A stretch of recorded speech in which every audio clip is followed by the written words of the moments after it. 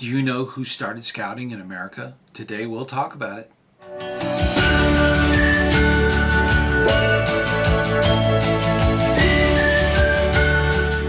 Hey, ScouterStan here. The subject of scouting is fascinating, especially in America.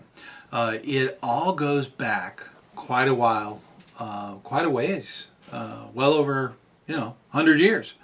It has been around for a long time in the United States. And in order to understand the founding of scouting in the United States, it's important to look at the big picture. So it all starts back with the foundation, the beginnings of what they call the YMCA, or the Young Men's Christians Association. Back in 1844, Sir George Williams started the Y, or what we call the Y, the YMCA. And it was really just to give a structure to help the bodies and minds and spirits of young men, especially in Britain. London is where it was based. That's kind of where it all began, okay, where movements like scouting were starting up. In the mid-1800s, the environment that it was established in was not conducive to producing good young people with a good, fruitful future. So the YMCA was critical in that role. Shortly after that, in the United States, because it's also very industrial, we started a man by the name of Ernest Seton in 1902, right around turn of the century. He started a group called the Woodcraft Indians with a book that was called the Woodcraft Berch-Bark Rolls. I think that's the name of it. But that was what he started in 1902.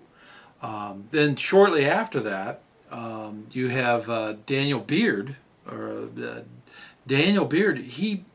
Beard in 1905 started the Sons of Daniel Boone, and they had a nice hat and all that. It was a big deal. Those two groups, they were young, they were brand new, but those two groups quickly adopted some of the basic principles from a general in England. That general was Baden-Powell, or BP. He preferred to be called BP. Baden-Powell, Lord Baden-Powell, from England, started to do some experiments. He discovered that there was a movement going on after he left the military. He had written some books about scouting for the military. They were being incorporated by the British youth, and he discovered this system was working rather well. So he did an experiment in the founding year of scouting in Britain in 1907. That's when the very first experiment, known as the Brown Sea Island Camp, that was the first experiment. Fascinating subject. I can do a whole episode on just that. He then wrote a book that he had been working on before the experiment, and used the experiment to finalize a booklet series called Scouting for Boys. And it was, I think it was 6 parts, and it was just a magazine, came out every 4 or 5 days. So it was a huge hit. It went into mega reprints, and when they put it in book, it snowballed from there. It just got bigger and bigger. In 1908, the first official scout troops started appearing all over Great Britain, and they had finalized everything. They even had an office for Baden-Powell, and that's kind of where it all began. So knowing the background, how did that end up coming to the U.S.? Why aren't we the Sons of Daniel Boone? Okay, which wouldn't be bad. Okay, but it is amazing how it all started. There was a newspaper writer that was over in England, William D Boyce. And Mr. Boyce was seeing different people in London. And during that time that he was over there, it was extremely foggy. And he got lost in the fog. He could not read the street signs. He couldn't see the buildings. I mean, it was bad. And because of the fog, he was walking along, and a young scout, a British scout, tapped him on the shoulder and said, "Hey, are you lost?" And he said, "Yes, I'm desperately lost. Can you help me? I need to get to this address." So he shows him the address. And, of course, he takes him there. Well, it was just wonderful. I mean, this unknown British scout came out of the fog to help Mr. Boyce find a location. So he gets there, and he wants to give the scout a tip. Now, he didn't know it was a scout. He just thought it was just some kid. So he was trying to give him a tip. He says, "Oh, no." The scout says, "I cannot take a tip because this is my good turn." Mr. Du Bois was so stunned by this generosity that he wrote about it when he got back to the U.S. And it snowballed, just like Baden-Powell's book. And he got to meet with Baden-Powell, and he got to get all this information, and it just snowballed. So with him, he actually pulled in some people for the starting of scouting. The very first incorporation of scouting was in 1910. That's when it started in the U.S. That incorporation was done through Mr. William D Boyce. He was the one who got the incorporation. He had a group of people, of course, Du Bois, the man who did the incorporation, Stetson, Beard, and a man by the name of Charles Eastman, who was a Dakota native with the YMCA. So those four people kind of formed and put together and got the books together. Baden-Powell was involved in writing some of the things and using some of the stuff from Baden-Powell and putting that together into an actual organization.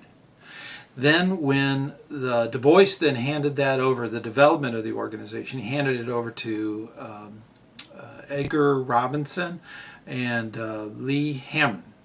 And those two put it together in a straightforward procedural way, okay, that it can be used for American youth.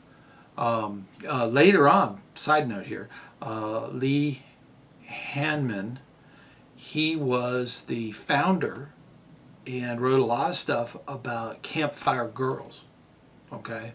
That's where that comes from. Of course, that wasn't incorporated until I think it was 1912. So, but that being as aside, those two people kind of put the structure in action, and from that structure, the group hired the very first Scout executive to execute this plan to make it work for America. The very first Scout executive, of course, was James West. James E. West, I think he was his middle name. Anyways, James West was the very first one, and that was in 1911. Okay, now later, Congress got involved. Okay, chartered system. We've talked about that in season 1. We briefly talked about it this year. So think about the chartered system. The charter system for American Scouting started in 1916. Okay, it was a charter from the Congress of the United States, signed into law by the president, signed into law, incorporated and chartered through the United States government. Now, since 1910, there's been mission statements. There's been a total of, I think, 3. Now, if you use the same words and kind of understand where they were coming from and the different time periods, they basically, all 3 of the statements are the same, okay? Even today's mission statement for scouting is still the same. So that being said, let me put it up on the screen here. And you know this because you went through training, right? So as scout leaders, you know this. All right, so let's go over real quick, okay?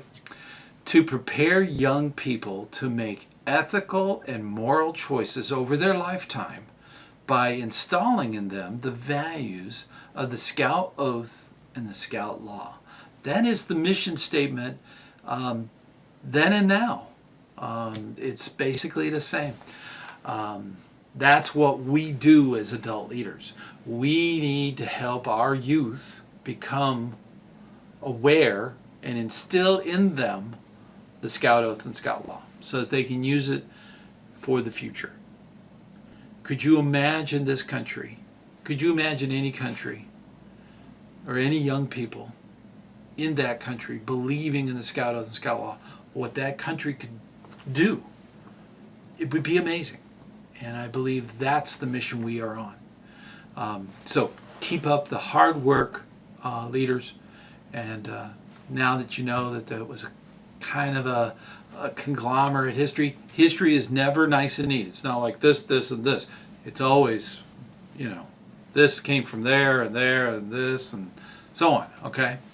But that being the case, hang in there, and I will see you on the trail.